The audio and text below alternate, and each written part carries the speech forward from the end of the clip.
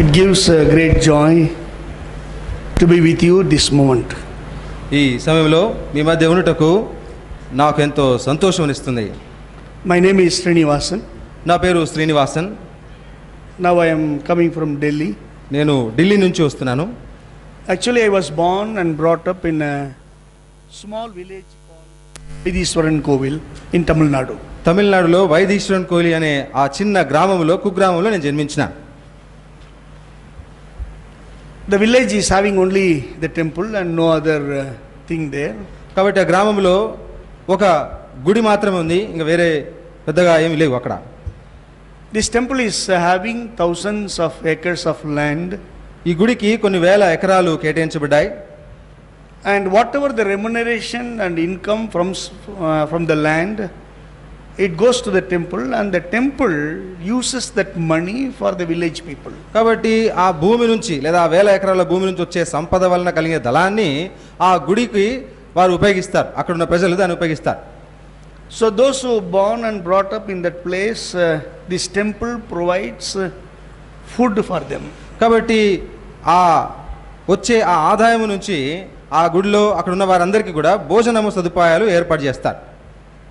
So I have never seen beggars in my village. కాబట్టి మా ఊర్లో నేను భిక్షగాళ్ళని ఎవరిని కూడా చూడలేదండి.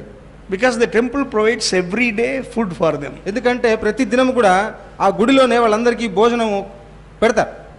And nobody need to put any offering for the development of the temple. కాబట్టి ఆ గుడిని అభివృద్ధి చెందించడానికి ఎవరు కూడా అర్పణలు ఏమి తీసుకురాని అవసరం లేదు. ఇంకా the village name and the temple name is the same. It is called Vaidiswaran Kovil. Vaitheeswaran కోవిల్ అని ఆ ఊరికి పేరు, ఆ గుడికి కూడా అదే పేరు. My grandfather was the chief priest in the temple. కాబట్టి మా తాతగారు ఆ గుడిలో ముఖ్య పంతులుగా ఉన్నాడు, And పూజారిగా ఉన్నాడు. he is a Yajurveda Pandit. కాబట్టి ఆయన యజుర్వేదంలో పండితుడిగా ఉన్నాడు. I think you know that Hindus have 4 Vedas. కాబట్టి హైందవంలో 4 వేదాలు ఉన్నాయి, మీకు తెలుసు అనుకుంటాను. Rig, Yajur, Sama, Atharvana Vedas. ఋగ్వేదం, యజుర్వేదం, సామవేదం, అథర్వణ వేదం. In that my grandfather was a Pandit in Yajurveda. కాబట్టి ఈ వేదాలన్నింటిలో మా తాతగారు వేదంలో పండితులు. That is why the late Prime Minister Indira Gandhi invited him and honored him. కాబట్టి దివంగతులైన మన ఇందిరాగాంధీ ప్రధానమంత్రి అయిన ఇందిరాగాంధీ గారు మా తాతగారు ఆహ్వానించారు. And he was teaching so many things to me personally. వ్యక్తిగతంగా నాకు కూడా ఆయన చాలా విషయాలు నేర్పించినాడు. And mainly he told me that if anybody comes and tells you that God is dead, don't believe them. ముఖ్యంగా నాకు ఆయన చెప్పింది ఏంటంటే, దేవుడు చనిపోయాడు, మరణించినాడు అని చెప్తే వారిని నమ్మొద్దు అని నాకు చెప్పినాడు. Because God cannot be killed. ఎందుకంటే దేవుడిని ఎవరు చంపలేరు. God only created everything. దేవుడే సమస్తాన్ని సృష్టించినాడు. Nobody can kill God, or no nature power can kill God. ఎవరు కూడా దేవుణ్ణి చంపలేరు. ఏ శక్తి కూడా, ప్రకృతిలో ఏ శక్తి కూడా ఆయన చంపలేదు. Because everything created by him. ఎందుకంటే అంత సర్వము ఆయన చేత సృష్టించబడింది. If somebody says that God is dead, then you must know their God is not God.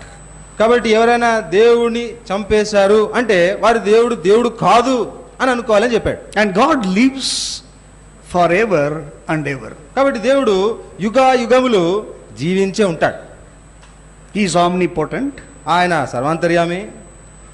He is an omniscient. ఆయన సర్వాంతర్గామిగా ఉన్నాడు. And he is omnipresent God. కాబట్టి ఆయన అన్ని వేళలో సర్వము అన్ని వేళల్లో ఆయన ఉండేవాడు. This is what he taught me. కాబట్టి ఇదే విషయాన్ని ఆయన నాకు బోధిస్తూ వచ్చినాడు. And he also taught me some mantras. అంతేకాదు కొన్ని మంత్రాలు కూడా ఆయన నాకు నేర్పించినాడు. Because I learnt mantras and I was born in an Hindu Orthodox Brahmin family, automatically from my childhood there was a pride raised in my heart without knowing me. కాబట్టి మంత్రాలు ఎక్కువగా బాగా వల్లించేవాడిని కాబట్టి ఆ హైందవ సాంప్రదాయాలన్నింటినీ కూడా నేను ఎక్కువగా నేర్చుకునేవాడిని కాబట్టి వాటిలోనే పుట్టి పెరిగాను కాబట్టి నాకు తెలియకుండానే ఒక రకమైన గర్వం నాలో పెరిగింది. And we were serving in the temple. మేము ఆ గుడిలో సేవ చేసేవారు. So we thought we are Mainly I thought I am very close to the God. కాబట్టి ముఖ్యంగా నేను ఆ గుడిలో సేవ చేస్తూ ఏమనుకునేవాడిని అంటే దేవునికి నేను ఎంతో సమీపంగా ఉన్నాను అని గర్వించేవాడిని. So whatever need comes, because I learn mantras, I practice that mantras to get anything in this world for myself. కాబట్టి ఈ లోకంలో నా కొరకు ఏది సంపాదించుకోవాలన్నా కూడా నాకు మంత్రాలు ఉన్నాయి, నాకు మంత్రాలు వచ్చు కదా, నేను అలాగ సంపాదించుకోగలను అనుకునేవాడిని. Lakhs and lakhs of people used to come to the temple. కాబట్టి కొన్ని లక్షల మంది ఆ గుడిని దర్శిస్తుంటారు. I have seen cinema stars coming to the temple for worship. కాబట్టి ఆ గుడిలో ఆరాధన చేయడానికి సినిమా తారలు, అభినేత్రులు ఎంతో మంది వచ్చేవారు. Politicians and leaders used to come there. రాజకీయవేత్తలు, నాయకులు కూడా చాలా మంది వచ్చేవాళ్ళు అక్కడికి. I have seen chief ministers there. కాబట్టి నేను అక్కడ ముఖ్యమంత్రులని చూశాను. I have seen ministers and MPs from the capitals. కాబట్టి మన ఢిల్లీలోని ఎంపీస్ ఇంకా మిగతా మంత్రులందరూ కూడా అక్కడికి రావడం నేను చూశాను. And for me there is no money problem. కాబట్టి నాకు డబ్బు సమస్య కొరతే లేదు. Just to take some ashes and put in the hands of the people, those who are coming to the temple, and they in return give me money. ఏదో కొద్దిగా బుడిద ఆ భక్తుల చేతిలో పెడితే వాళ్ళు దానికి బదులుగా నాకు చాలా డబ్బులు ఇచ్చేవాళ్ళు. So when from my childhood I was having sufficient funds. కాబట్టి చిన్నప్పటి నుంచే, నా చిన్నతనం నుంచే నా దగ్గర డబ్బు సమృద్ధిగా ఉండేది. No money problem. ఏ డబ్బు సమస్య లేదు అసలు. No money problem and no food problem. కాబట్టి ఆహారం, భోజనానికి సమస్య లేదు. No house problem. ఉండడానికి ఇంటి సమస్య లేదు. And we have the joint family system. కాబట్టి మేమందరం ఒక మూగుమ్మడి కుటుంబంగా ఉండేవాడము, ఉమ్మడి కుటుంబంగా. There is no breakage in the families. కాబట్టి మా కుటుంబంలో ఎలాంటి తెగదంపులు లేవు మాకు. Everything was provided, everything was there. కాబట్టి మాకు అన్ని సదుపాయాలు ఉన్నాయి, మాకు కావాల్సినవన్నీ కూడా మాకు ఉన్నాయి. And I was so proud and I was so happy that I born as a Hindu and born in a Brahmin family. కాబట్టి అట్లు హిందూ కుటుంబంలో, బ్రాహ్మణ కుటుంబంలో పుట్టినందుకు, అలాంటి సుఖ సౌఖ్యాల మధ్యలో పుట్టినందుకు నేను ఎంతో గర్వించేవాడిని. And the time came. సమయం వచ్చింది. Suddenly my mother started to behave differently. అకస్మాత్తుగా మా అమ్మగారు కొంచెం వింతగా ప్రవర్తించడం మొదలుపెట్టినారు. Whenever she used to cook, she used to throw the vessels, and she do not know and we also do not know why she is doing that. కాబట్టి వంట చేస్తూ చేస్తూ మధ్యలోనే ఆ పాత్రలన్నీ పడేసేది. అలా ఆమె ఎందుకు చేసేది ఆమెకు తెలియదు, మాకు కూడా అర్థం కాలేదు. And if she sees the small children, she will try to press their neck to kill them, and we find it very difficult to separate the children and the mother. అంత మాత్రమే కాదు, చిన్న పిల్లల్ని చూస్తే పట్టుకుని వాళ్ళ గొంతు పిసికేస్తూ ఉంటుంది, వాళ్ళు చనిపోయేంత వరకు పిసికేస్తూ ఉంటుంది. మేము ఆ పిల్లల్ని విడిపించడానికి ఎంతో కష్టపడేవాళ్ళం. And if she sees the broom or stick, she will take it and beat herself very severely. ఒక చీపురు కట్ట కానీ ఏదైనా కర్ర కానీ ఆమెకు దొరికితే వాటితో తనను తాను గాయపరుచుకుంటూ ఉండేది. And the more worst thing that she will remove her top saree and she will run on the streets. అంత మాత్రమే కాదు, భయంకరమైన విషయం ఏంటంటే ఆ విధంగా తన మీద ఉన్న వస్త్రాలు చీర నిప్పేసి ఆ విధంగా వీధుల్లో పరిగెత్తుకుంటూ వెళ్ళేది. One side our family was very familiar in the village, and in the family side this is the problem and we do not know how to solve it. కాబట్టి ఒకవైపు ఆ గ్రామంలో మమ్మల్ని గుర్తుపట్టని వారు ఎవరు లేరు, ఇంకొకటి కుటుంబంలో ఈ సమస్యను మేము ఎలా ఎదుర్కోవాలి, పరిష్కరించుకోవాలని తెలుసుకోలేకపోతున్నాం. So the mantras which I learnt, now I thought, okay, now I can practice it to see that my mother is healed. So I wanted to practice the mantras what they taught me. కాబట్టి ఇప్పుడు మా అమ్మగారికి ఈ రోగం నుంచి స్వస్థత కలుగుటకు నేను నేర్చుకున్న మంత్రాలన్నింటినీ ఉపయోగించి ఆమెను స్వస్థపరిస్తే బాగుంటుంది అనుకున్నాను. So I used to go to the temple pond. It will be very big pond and I will be there up to the neck level water. And I used to utter the mantras. కాబట్టి ఆ గుడి దగ్గర ఉన్న ఆ చెరువులోకి వెళ్ళి ఆ గొంతు వరకు ఆ విధంగా నేను మునిగి ఆ విధంగా మంత్రాలు చదివి పూజలు చేసేవాడిని. And the fishes living in the water used to bite my body because I am there for hours together. And sometimes the snakes used to round my legs and I won't mind it. I only wanted my mother to be healed. So I used to utter the mantras in the water. కాబట్టి కేవలము మా అమ్మగారు స్వస్థత పొందాలి అనే ఆ ప్రగాఢమైన కోరికను బట్టి ఆ చెరువులో గంటల తరబడి ఆ విధంగా నిలబడి పూజలు చేస్తూ ఆ విధంగా మంత్రాలు చదువుతూ ఉన్నప్పుడు చేపలు నా శరీరాన్ని కొరికేవి, ఆ పాములన్నీ కూడా నా కాళ్ళ సందులో అవి నన్ను చుట్టుకునేవి. But I won't mind it. నేను పట్టించుకునేవాడిని కాదు. I wanted only my mother to be healed, so I thought I believed these mantras and I was very sincere to utter these mantras to the gods. కాబట్టి మా అమ్మగారు బాగైతే చాలు, అదొక్క గురి నాకుంది, నా మంత్రాలన్నీ ఉపయోగించి మా అమ్మగారు బాగైపోతే చాలు అన్న లక్ష్యం నాకు ఉండింది, అంతే. Only years were going by. సంవత్సరాలు గడిచిపోతా ఉన్నాయి. I was unable to see any improvement in my mother's condition. కాబట్టి మా అమ్మగారికి ఉన్న దుస్థితి ఏమాత్రం మెరుగుపడ్డము అసలు నేను చూడలేకపోయినా. And some people said, why don't you go to that temple and this temple for the healing? కాబట్టి కొంతమంది ఆ గుడికి తీసుకెళ్ళు, మీ అమ్మగారిని ఈ గుడికి తీసుకెళ్ళు అని చెప్పారు. So we started traveling from Kasi to Kanyakumari, all the Hindu temples we started to travel, and whatever the temple people wanted, we are ready to give it to them. Kashi నుంచి కన్యాకుమారి వరకు మా అమ్మగారిని తీసుకుని మేము దర్శించాల్సిన ఆ దేవస్థానాలు గుళ్ళన్నీ కూడా దర్శిస్తూ వచ్చినాము. ఆ పూజారులు పురోహితులు అడిగినవి అన్నీ కూడా ఇస్తూ వచ్చాం. Even we are ready to sell our property to see that my mother is healed.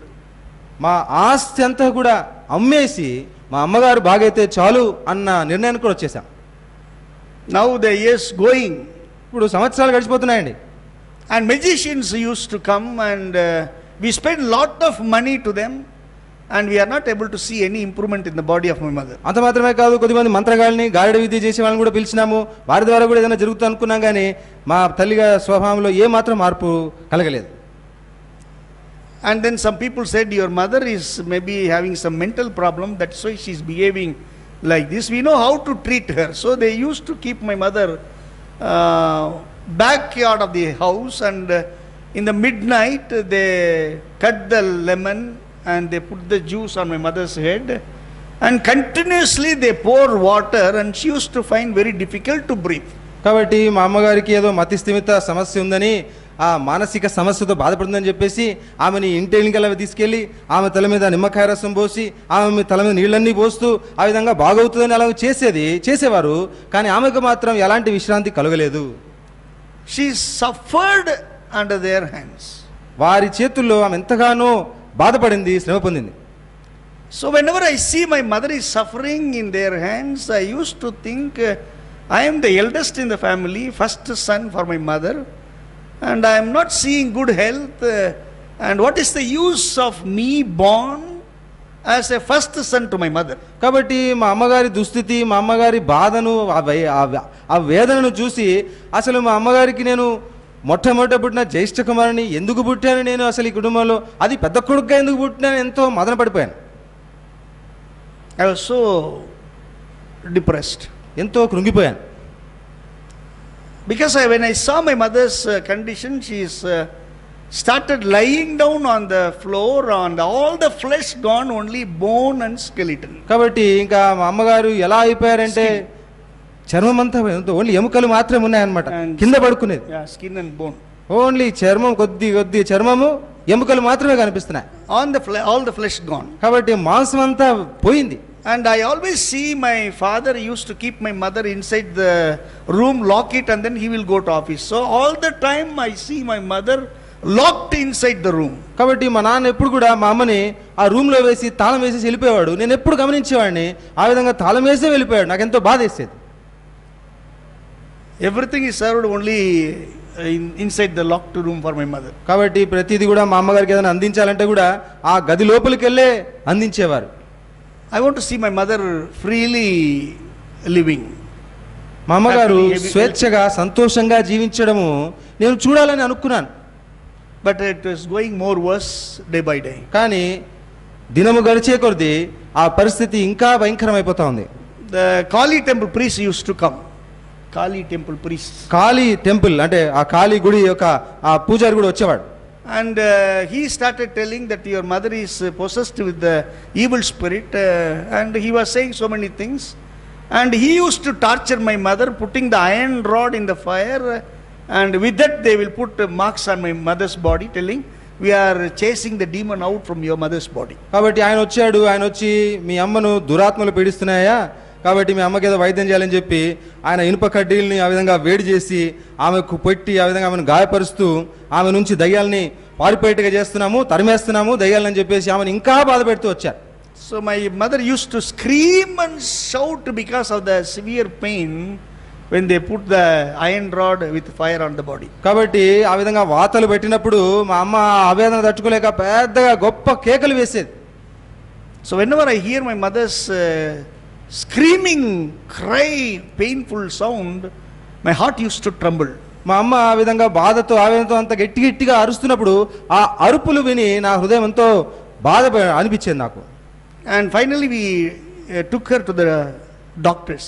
చివరికి ఆమెని వైద్యుల దగ్గర తీసుకెళ్ళాం. And they thoroughly tested her and they said we do not know what is the real problem in her body.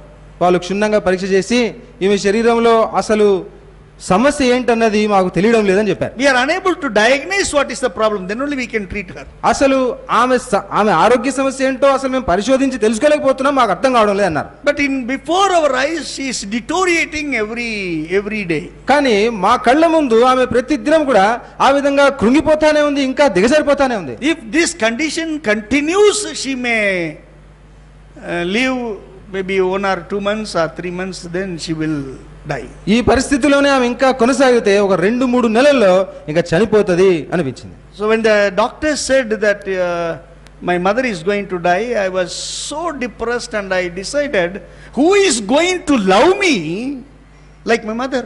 కాబట్టి ఇంకా డాక్టర్లు మా అమ్మగారు చనిపోతారు అని చెప్పిన తర్వాత ఇక నన్ను ప్రేమించేది ఎవరు అనే ఆలోచనలో వచ్చింది. Who is going to love me like my mother? మా తల్లిలాగా నన్ను ప్రేమించేవారు ఎవరు అనుకున్నా.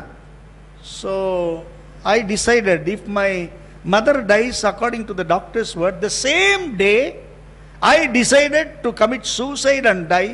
So I prepared everything, I kept it ready. కాబట్టి డాక్టర్లు చెప్పినట్లు మా అమ్మగారు ఒకవేళ మరణిస్తే ఆమె ఏ రోజు చనిపోతుందో అదే రోజు నేను కూడా ఆత్మహత్య చేసుకొని చనిపోదామని తీర్మానం చేసుకున్నాను. I loved my mother so much. అంతగా మా అమ్మను ప్రేమించిన.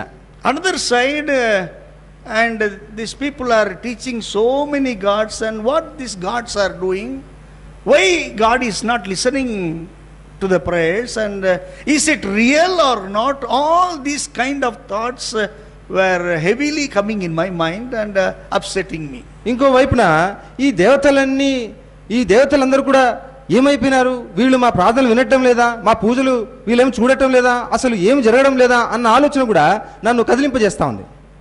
Is there really God is there in this world or not? అసలు నిజంగా ఈ లోకంలో దేవుడు ఉన్నాడా లేడా అన్న అనుమానం వచ్చేసింది. Or these people are cheating me or not? లేదా ఈ ప్రజలందరూ కూడా నన్ను మోసం చేస్తున్నారా అనిపించింది. I hated to see anyone's face, and I don't like anybody in the village because nobody is able to help my mother for her health.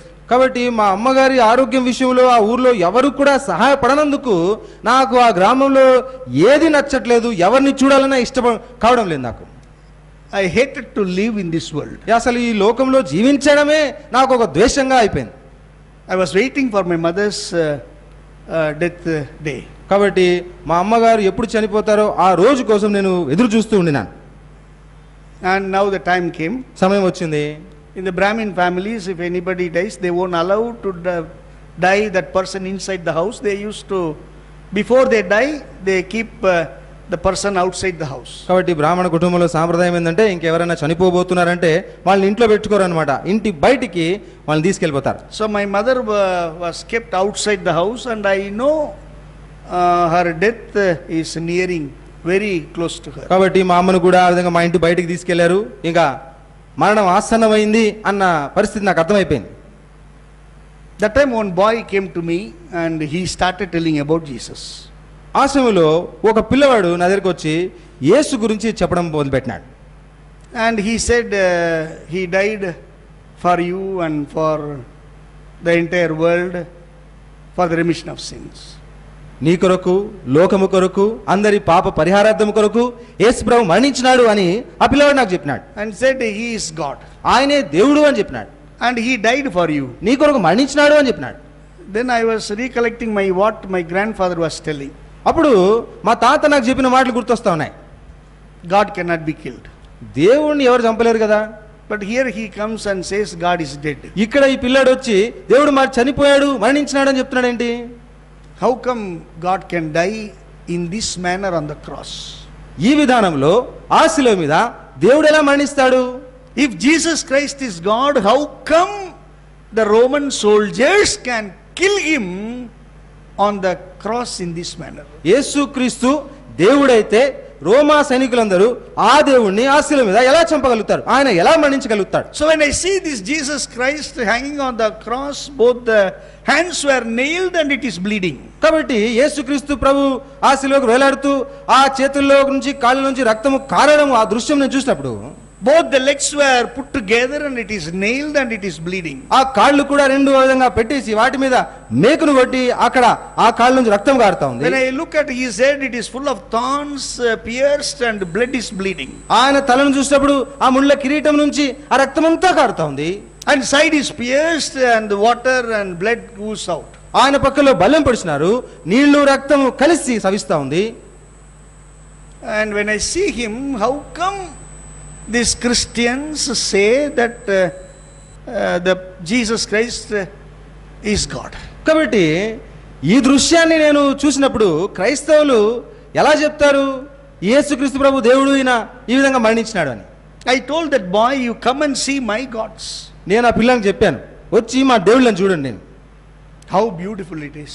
ఎంత చక్కగా ఉన్నారో చూడు, How nice it is. ఎంత మంచిగా ఉన్నారో చూడు. But when you say Jesus, when I look at him, my heart is not and my mind is not allowing him to say that he is God. కాబట్టి నీవు నీ యేసు ప్రభువుని చెబుతున్నావు, ఆయన నేను ఈ దృశ్యంలో చూస్తున్నప్పుడు ఆయన దేవుడు అని నా హృదయము నా మనస్సు ఒప్పుకోవడం లేదు అని చెప్పినాడు. Death happens to man, but it cannot come to God. మరణం అన్నది మనుషులకు కలుగుతుంది, దేవునికి కలగదు. And he gave me this wonderful Bible in my hand. కాబట్టి ఈ అద్భుతమైన పరిశుద్ధ గ్రంథాన్ని నా చేతికి ఇచ్చినాడు ఆ పిల్లాడు. And I started to read the 4 Gospels. కాబట్టి 4 సువార్తలు చదవడం మొదలుపెట్టినాను. As I was going through, I was telling in my own mind, if Jesus Christ is God, what he can do to a person who is dying, because my mother is dying now. కాబట్టి ఆ 4 సువార్తలు చదువుతూ నేను ఆ విధంగా ఆలోచించుకుంటా ఉన్నాను, యేసుక్రీస్తు ప్రభు ఒక మరణిస్తున్న వ్యక్తికి ఏమి చేయగలడు? ఎందుకంటే మా అమ్మగారు మరణిస్తున్నారు, అందుకు ఆలోచన వచ్చింది. If a person dies, if he is God, what he can do to the person who is dead and gone. కాబట్టి ఒక వ్యక్తి ఒకవేళ మరణించి ఉంటే ఆయన దేవుడైతే ఆ మరణించిన వ్యక్తి గురించి ఆయన ఏం చేయగలుగుతాడు? So when I was reading all the miracles, so many things, it never attracted me. కాబట్టి ఆ అద్భుతాలు సూచక్రియలు అన్ని కూడా నేను చదువుతున్నప్పుడు అవేవి కూడా నన్ను ఆకర్షించలేదు. That never made me to believe that Jesus is God. యేసుక్రీస్తు దేవుడు అని నమ్ముటకు అవేవి నాకు సరిపోలేదు. But when I was going through such a question in my heart, I happened to read that one word comes out of the mouth of Jesus, Talitha Kumi. యేసుక్రీస్తు ప్రభువు నోటి నుంచి తలితా కుమి అనే ఆ పదం వచ్చేంత వరకు నేను చదువుకుంటూ వెళ్ళాను, అక్కడ ఆగిపోయినాను. What it means? దాని అర్థం ఏంటండి? Little girl, rise up. చిన్నదానా లెమ్ము. What happened to her? ఆమెకి ఏం జరిగిందండి? Is she sleeping or ఆమె నిద్రపోతుందా లేదా ఇంకా మరణించి ఉందా? Everybody is crying and saying she is dead. అందరూ ఆమె మరణించిందని ఏడుస్తూ ఉన్నారు. అక్కడ She was kept inside the house. ఇంట్లో పెట్టేశారు ఆమెని. Now Jesus Christ comes. యేసు ప్రభు వచ్చాడు లోపలికి. And he sends some people out. అక్కడ ఉన్న వాళ్ళని కొంతమందిని బయటికి పంపించేసినాడు. And he is having 2 disciples with him. తనతో పాటు ఒక 2 శిష్యుల్ని పెట్టుకున్నాడు. And then he says Talitha Kumi. తలితా కుమి అన్నాడు. And when he was reading, it says he closed the door and he was inside. కాబట్టి నేను ఆ భాగం చదువుతున్నప్పుడు అక్కడ తలుపు మూయబడి ఆయన లోపల ఉండెను అని రాయబడింది. Then I recollected what happened to my mother when the magicians come. అప్పుడు ఆ మంత్రగాళ్ళు మా అమ్మ దగ్గరికి వెళ్ళినప్పుడు ఏం జరిగింది అన్న దృశ్యాన్ని నేను జ్ఞాపకం చేసుకున్నా. Even though I want to be with my mother, the magicians used to say, you go out, and then they closed the door and they used to torture my mother. కాబట్టి నేను మా అమ్మని చూడడానికి లోపలికి వెళ్దాం అనుకుంటే ఆ మంత్రగాళ్ళు అందరూ నన్ను బయటికి పంపించేసి వాళ్ళే లోపలికి వెళ్ళారు. Then he was thinking, Jesus Christ was having 12 disciples, why he is having only 2 with him now? What happened to others? Yes, and sir. why Jesus Christ is sending all these people out from the house? Why Jesus Christ is behaving like a magician to raise a girl from death? కాబట్టి యేసుక్రీస్తు వరకు 12 మంది శిష్యులు ఉన్నారు కదా, కేవలం 2 మంది శిష్యులు పెట్టుకొని ఇంట్లో ఉన్న ఆ మనుషులందరినీ బయటికి పంపించేసి తలుపులు బంద్ చేసి ఆ మంత్రగాళ్ళు చేసినట్టుగా ఎందుకు యేసుప్రభు చేశాడు అని ఆలోచన వచ్చింది. Even though he raised that girl from death to life, my heart and my mind, after reading this portion, refused to accept Jesus as God. కాబట్టి ఆ చిన్న పాపను మరణము నుంచి జీవములోనికి ఆయన తీసుకొచ్చినప్పటికీ కూడా ఆయన చేసిన విధానము చూడగా నేను నమ్ముటకు అది నాకు సరిపోలేదు, నాకు అర్థం కాలేదు. The question which I asked, I got the answer now. నాకున్న ప్రశ్నకి జవాబు నాకు ఉంది ఇక్కడ. If a person dies, Jesus Christ can raise that person back to life. ఒక వ్యక్తి మరణిస్తే యేసుక్రీస్తు ప్రభు అతనిని మళ్ళీ జీవింపజేయగలడు, అది నాకు అర్థమైంది. But because of these other things, I just avoided that portion. అయితే ఆ మిగతా పరిస్థితుల్ని బట్టి ఆ భాగాన్ని నేను కొద్దిగా పక్కన పెట్టేసినాను. Then I was again reading. మళ్ళీ చదువుకుంటూ ముందుకు వెళ్తున్నా. Now another surprise waiting for me. ఇప్పుడు ఇంకో ఆశ్చర్యం గొలిపే భాగం వచ్చింది. Now a young man died and he is not in the house. Now they were taking him on the street. ఇప్పుడు ఒక యవనస్తుడు చనిపోయినాడు, ఇంట్లో లేడు, వీధిలో తన మృతదేహాన్ని తీసుకెళ్తున్నాడు. Now Jesus Christ is coming. ఇప్పుడు యేసుప్రభు వస్తా ఉన్నాడు అక్కడ. And he touches the couch. కాబట్టి ఆ శవాన్ని ఆయన ముట్టినాడు, The couch. పాడెను ముట్టినాడు ఆయన. And then he says, young man, rise up. కాబట్టి యవనస్తుని లెమ్మని ఆయన చెప్పినాడు, పలికినాడు. On the street, when Jesus Christ said, this young man comes with life. కాబట్టి ఆ వీధిలో యేసుక్రీస్తు ప్రభు మాట పలకగా ఆ యవనస్తునికి జీవం వచ్చింది. He never said anything, you go away, you come here, and nothing said. On the street, he performs a miracle, raising a dead man to life. కాబట్టి ఆయన ఇతరులని ఇటోలండి అటోలండి అని ఏం చెప్పలేదు, ఒక వీధిలో మరణించిన ఒక వ్యక్తికి ఆయన జీవం ఇచ్చినాడు, బ్రతికించినాడు. Now I got the answer. ఇప్పుడు నాకు జవాబు వచ్చింది. The question is answered by the word of God. దేవుని వాక్యములో నా ప్రశ్నకు జవాబు దొరికింది నాకు. Now I can accept him and believe him. ఇప్పుడు నేను ఆయన అంగీకరించి ఆయన నమ్మాలి. But now my heart once again, my mind start to work and says, let me have one more witness like this, అయితే to accept him as my God. దేవునిగా ఆయన అంగీకరించడానికి నా మనస్సు నా హృదయం ఒప్పుకోవడం లేదు. ఇంకొక సూచక్రియ, ఇంకొక సాక్ష్యము నాకు దొరికితే బాగుంటది అనిపించింది. And I was continuing my reading. ఇంకా ఆ చదవడము కొనసాగిస్తా ఉన్నాను, ముందుకు It was వెళ్తున్నాను. so surprising for me. ఎంత ఆశ్చర్యం కలిపిందంటే, You know the story about Lazarus. కాబట్టి లాజరును గురించిన కథ మీకు తెలుసు. And now he is not in the room, not in the streets. Now he has been kept inside the tomb. ఇప్పుడు ఆయన ఇంట్లో లేడు, వీధిలో లేడు, సమాధిలో ఉన్నాడు. 4 days gone. 4 రోజులు అయిపోయింది సమాధిలోనే. Now Jesus Christ is coming there. ఇప్పుడు యేసుప్రభు అక్కడికి వచ్చినాడు. And he says, remove the stone. ఆ బండను దొర్లించండి అన్నాడు. His own sister says, if you remove the stone, bad smell will come. కాబట్టి సొంత సహోదరి, ప్రభువా ఆ రాయి తీస్తే కంపు కొడుతుంది, కుళ్ళు వాసన వస్తుంది అంటుంది. He is decaying inside. He cannot hear, he cannot see. Now Jesus Christ is standing before the tomb, and then he calls him by name, says, Lazarus, come out. కాబట్టి ఇప్పుడు ఆ మృతదేహం కుళ్ళు పట్టిపోయింది, ఏమి వినిపించదు, కనబడదు. యేసు ప్రభు అక్కడ నిలబడి లాజరు బయటికి రమ్ము అని పలికినాడు. And I read in the word of God, it says he came with life. కాబట్టి దేవుని వాక్యంలో చదివినట్లయితే అతడు జీవముతో ప్రాణముతో బయటికి వచ్చినాడు. Now I was no excuse, because the question what I asked, I got the answer. కాబట్టి ఇప్పుడు నేను ఎలాంటి సాకులు చెప్పడానికి నాకు అవకాశం లేదు. నాకున్న ప్రశ్నకి సమాధానం నాకు సరిగా దొరికింది. Now I could able to believe him, but there was a struggle in me, I do not know what. my mind is refusing him to accept as God. Okay, he is a superman.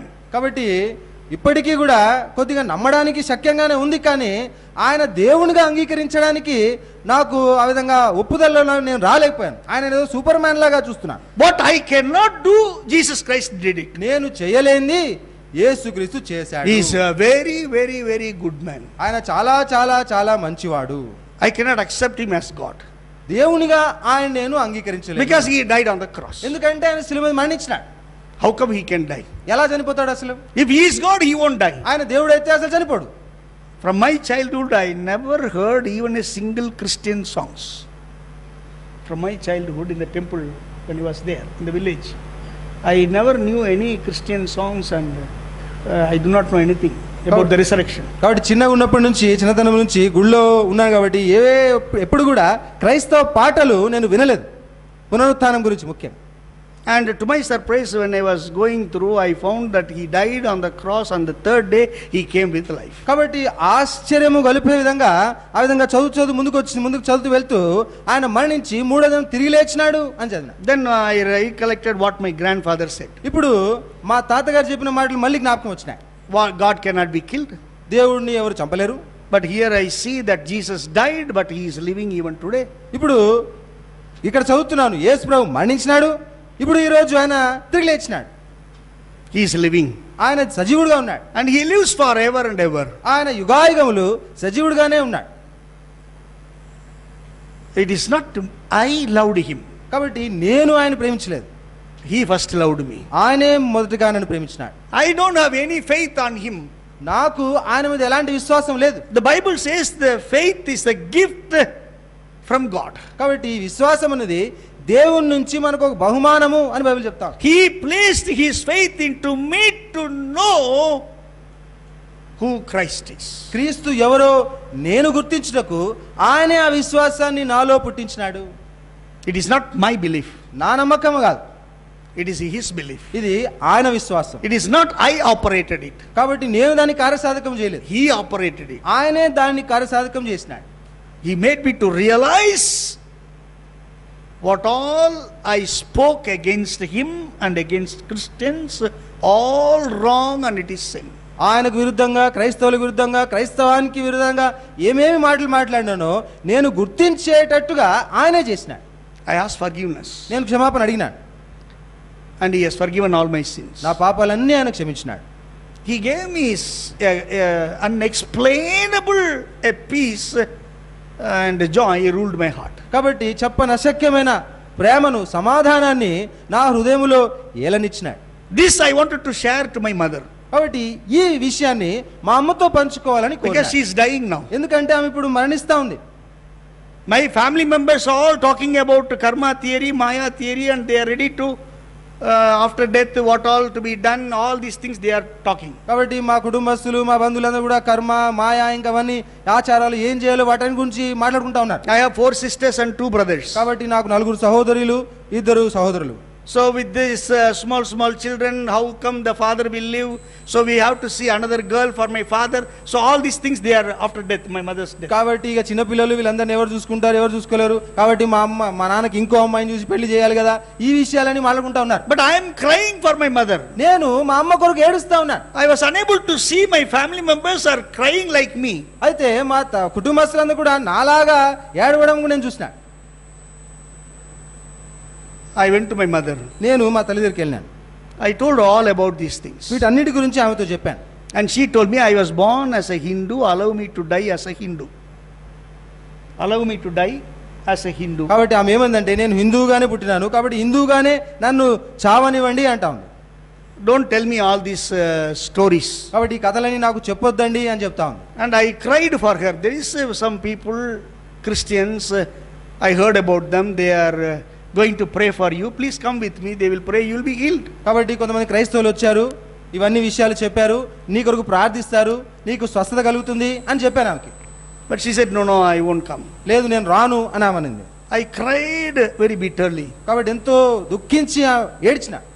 And she agreed finally. మొత్తానికి చివరికి ఆమె ఒప్పుకుంది. Actually, I carried my mother for prayer. చూసినట్లయితే ప్రార్థన తీసుకెళ్ళడానికి మా అమ్మను చేతులతో ఎత్తుకుని వెళ్ళాను. And first time I am seeing a group of Christians praying. మొట్టమొదటిసారిగా క్రైస్తవుల సమాజము ఒక గుంపుగా ప్రార్థన చేయడం చూసినాను. This is a different place because my village only temple, no church, nothing activity there. ఎందుకంటే మా ఊర్లో గుడి మాత్రమే ఉంది, చర్చి గిర్చి ఏం లేదు, కాబట్టి వేరే స్థలానికి తీసుకెళ్ళాలి. So I laid my mother there. కాబట్టి మా అమ్మను అక్కడ తీసుకెళ్ళి అక్కడ పెట్టాము. And they were started worshipping and praying and preaching. Nothing I understood. కాబట్టి వాళ్ళు పాటలు పాడుతున్నారు, బోధిస్తున్నారు, ఏదో చెప్తా ఉన్నారు, కానీ నాకు ఏం అర్థం కావాలి. I was just waiting for them to pray for my mother. I believed that when they pray, God will heal her. She will be okay. After that, no need to come back here. కాబట్టి వాళ్ళు ప్రార్థిస్తే మా అమ్మకు బాగైతే అంతే చాలు, ఆ తర్వాత ఇంకా మళ్ళీ నేను రానవసరం లేదు అన్న ఆలోచన మాత్రమే నాకుంది. I was sitting in the last. కాబట్టి చివరిలో కూర్చున్నాను. 1 o'clock came. 1 గంట అయింది. And they started to pray for my mother. వాళ్ళు మా అమ్మ గురించి ప్రార్థన చేయడం మొదలుపెట్టారు. All the people came at 8 o'clock in the morning. వాళ్ళందరూ కూడా పొద్దున 8 గంటలకు వచ్చారు. But now they started to pray only at 1 o'clock. మధ్యాహ్నం 1 గంటకి ప్రార్థన చేయడం మొదలు పెడుతున్నారు. ఇప్పుడు 2 o'clock came. 2 గంటలైంది. 3 o'clock came. 3 గంటలైంది. They never stopped praying. ప్రార్థన ఆపలేదు వాళ్ళు. They started to cry more and call the name of the Lord Jesus. ఏడుస్తా ఉన్నారు, ఇంకా ఎక్కువగా ఏడుస్తున్నారు, యేసు క్రీస్తు నామమున ఏడుస్తానే ఉన్నారు.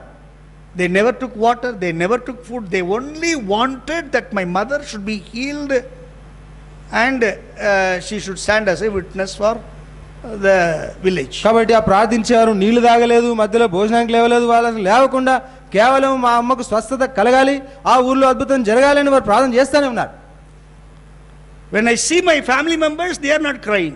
నా కుటుంబస్తులను చూస్తే వాళ్ళు ఏడవడం లేదు.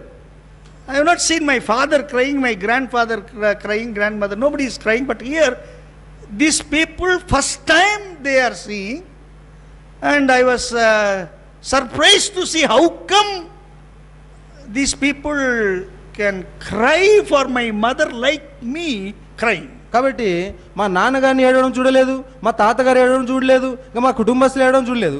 వీళ్ళు వచ్చారు, మొట్టమొదటిసారి మా అమ్మని చూస్తున్నారు, కానీ ఎలా ఏడుస్తున్నారంటే నేను ఎంతగా దుఃఖించి ఏడుస్తున్నానో అంతగా ఏడుస్తున్నారు. అసలు వీళ్ళు ఎలా ఏడవగలుగుతారు అని ఆలోచన వచ్చింది. I was so surprised. చాలా ఆశ్చర్యపోయాను. 4 o'clock came. 4 గంటలైంది. 5 o'clock came. 5 గంటలు అయిపోయింది. They are crying more. ఇంకా గట్టిగా ఏడుస్తున్నారు. Nobody left the church. ఎవరు కూడా ఆ చర్చిని, ఆ మందిరాన్ని విడిచిపెట్టి వెళ్ళలేదు. No, even children and everybody are crying for my mother. పిల్లలతో సహా అందరూ ఏడుస్తూ ప్రార్థన చేస్తున్నారు. 6 o'clock came. 6 గంటలు అయిపోయింది సాయంకాలం. God's power came upon my mother and touched her and healed her totally. Now 35 years gone by. Even today my mother is living by the grace of God. దేవుని శక్తి చేత మా అమ్మగారు స్వస్థత పొందినారు. 35 ఏళ్ళు అయిపోయింది. దేవుని కృపను బట్టి ఆమె ఇంకా సజీవంగానే ఉన్నది. I throwed away the suicidal thought. కాబట్టి ఆ ఆత్మహత్య చేసుకోవాలని ఒక రాసి పెట్టుకున్నాను, దాన్ని పడేసినాను. I started declaring that Jesus Christ is God. యేసు క్రీస్తు దేవుడు అని ప్రకటించడం మొదలుపెట్టినాను. The temple where I was serving, the same place I went and started telling what Jesus did to my mother. కాబట్టి నేను ఏ గుడిలోనైతే సేవ చేసిన, ఏ గుడిలో అయితే పనిచేశానో అక్కడికే వెళ్ళి యేసుక్రీస్తు దేవుడు అని నేను బోధిస్తూ వచ్చాను. Nobody clapped. ఎవరు చప్పట్లు కొట్టలేదు. Instead they took the stones. దానికి బదులుగా రాళ్ళు తీసుకున్నారు. They took the mud. మట్టి తీసుకున్నారు. They started to throw on our faces. మా ముఖాల మీద కొట్టడం మొదలుపెట్టినారు. And they never allowed us to take water even in the commonwealth. కాబట్టి అందరికీ ఉన్న బావిలో కనీసం నీళ్లు చేదుకోవడానికి కూడా మాకు అనుమతి ఇవ్వలేదు. They said this is only place where Brahmins should live. This is near the temple. They say Agraharam. So only Brahmins are allowed. Now you become Christians, so you are not supposed to say, even though it is your own house, you have to leave the house. కాబట్టి వాళ్ళు బ్రాహ్మణులు, ఆ గుడికున్న ప్రాంగణం అంతా అగ్రహారం అంటారు. కాబట్టి అక్కడ కేవలం మాకు మాత్రమే ఇది స్థలము, మీరు క్రైస్తవులు అయిపోయారు, మీరు బయట ఉండాలి, మీకు మాకే సంబంధం లేదు అని చెప్పేసిన. So they took us to the Brahmin Association and Shankar Mata and started asking so many questions. కాబట్టి ఆ బ్రాహ్మణ అసోసియేషన్ కి, శంకర్ మఠానికి తీసుకెళ్లారు, అనేక ప్రశ్నలు వేశారు. Finally they decided that we should leave the village. చివరికి మేము ఆ ఊరు విడిచిపెట్టి వెళ్ళిపోవాలి అని తీర్మానం చేసినారు, నిర్ణయం చేసినారు. So we were actually driven out, or we are just sent out from the village. కాబట్టి మమ్మల్ని అక్షరాల ఆ ఊరు నుంచి వెలివేసినారు, తరిమేసినారు. Nearly 16 kilometers far from that village, we again started a new life. ఆ ఊరు నుంచి ఒక 16 కిలోమీటర్ల దూరంలో మళ్ళీ మేము ఒక క్రొత్త జీవితాన్ని మొదలుపెట్టాం. After accepting Jesus Christ as our personal savior, then only I have seen the real world. యేసుక్రీస్తు ప్రభుని సొంత రక్షకునిగా అంగీకరించిన తర్వాత అప్పుడే నేను నిజమైన లోకాన్ని చూడగలిగినా. We went through poverty very severely for 9 years. ఎంతో తీవ్రమైన పేదరికానికి 9 సంవత్సరాలు గురైపోయినా. We know people prayed, but we do not know them personally. ప్రజలు మా కొరకు ప్రార్థించినారు, కానీ ఎవరిని కూడా మేము వ్యక్తిగతంగా ఎరుగం. No food at home. ఇంట్లో భోజనం ఉండదు. No relatives coming. బంధువులు మా ఇంటికి రారు. One side we know who is the living God. ఒకవైపు జీవము గల దేవుడు ఎవరో మాకు తెలుసు. Another side we are as a family rejected by the society. ఇంకోవైపు సమాజము చేత వెలివేయబడిన, తృణీకరించబడిన కుటుంబంగా ఉన్నాం. Sometimes unknown people come and knock our door and they give a bag. When you open and see, some vegetables, some rice will be there. I said, why you bring all these things? They said, we prayed and the Lord gave your address to give these things to you. కొన్నిసార్లు గుర్తు తెలియని వాళ్ళు మా ఇంటి తలుపు తట్టి ఒక సంచి మాకు ఇచ్చేవారు. ఆ బ్యాగ్లో కొన్ని కూరగాయలు, బియ్యము ఇవన్నీ ఉండేవి. వాళ్ళని అడిగేవాళ్ళం, ఎందుకు ఇస్తున్నారు మీరు మాకు అని. మేము ప్రార్థన చేశాము, మీ ఇంటికి వెళ్ళి మీకు ఏమని చెప్పారు అని వాళ్ళు మాతో చెప్పారు. Unknown people were sent by Jesus Christ to help us.